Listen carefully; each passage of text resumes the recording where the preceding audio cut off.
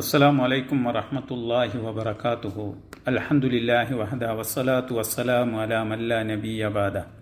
പ്രിയമുള്ള സഹോദരന്മാരെ, വിശുദ്ധ റമളാൻ നമ്മളിലേക്ക് സമാഗതമാകാൻ ഇനി ഏതാനും ദിവസങ്ങൾ മാത്രമേ ബാക്കിയുള്ളൂ.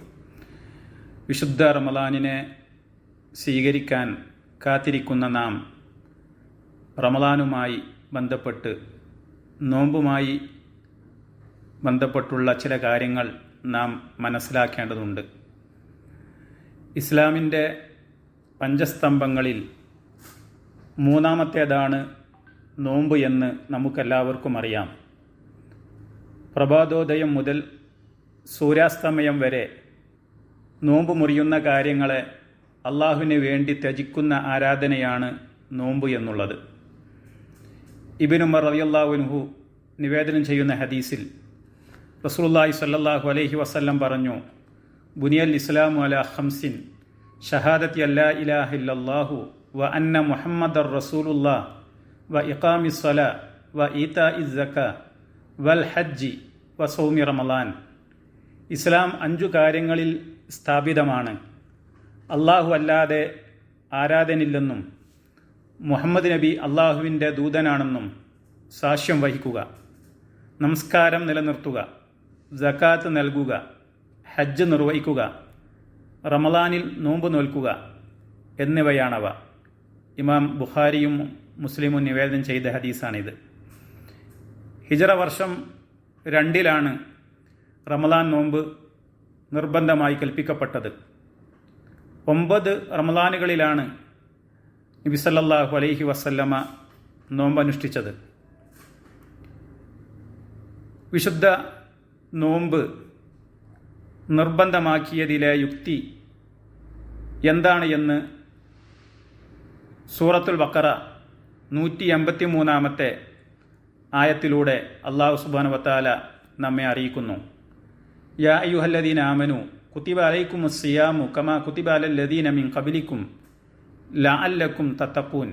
സത്യവിശ്വാസികളെ, നിങ്ങളുടെ മുമ്പുള്ളവരോട് കൽപ്പിച്ചിരുന്നത് പോലെ തന്നെ നിങ്ങൾക്കും നോമ്പ് നിർബന്ധമായി കൽപ്പിക്കപ്പെട്ടിരിക്കുന്നു, നിങ്ങൾ ദോഷബാധയെ സൂക്ഷിക്കുവാൻ വേണ്ടി.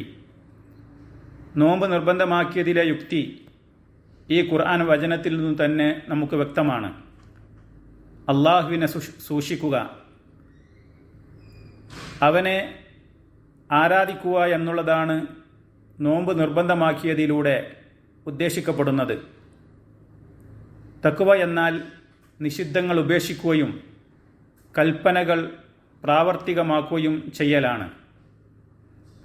അബൂ ഹുറൈറ റളിയല്ലാഹു അൻഹു നിവേദനം ചെയ്യുന്ന ഹദീസിൽ കാണാം, നബി സല്ലല്ലാഹു അലൈഹി വസല്ലമ പറഞ്ഞു, മല്ലൻ യദ ഖൗല സൂരി വൽ അമല ബിഹി ഫലൈസ ലില്ലാഹി ഹാജത്തുൻ ഫി അൻ യദഅ തുആമഹു വ ശറാബഹു.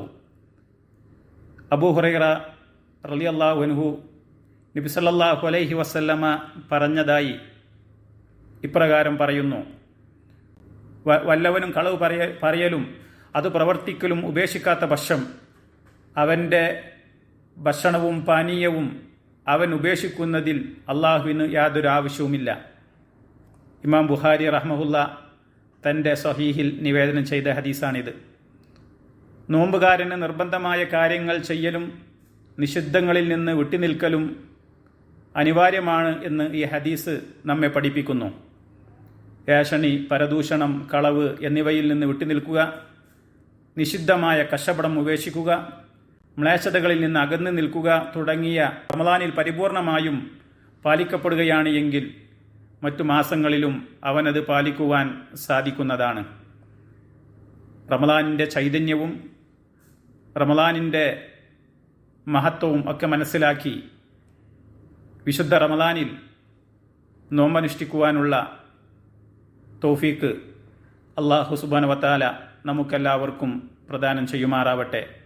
അസ്സലാമു അലൈക്കും വറഹ്മത്തുള്ളാഹി വബറകാതുഹു.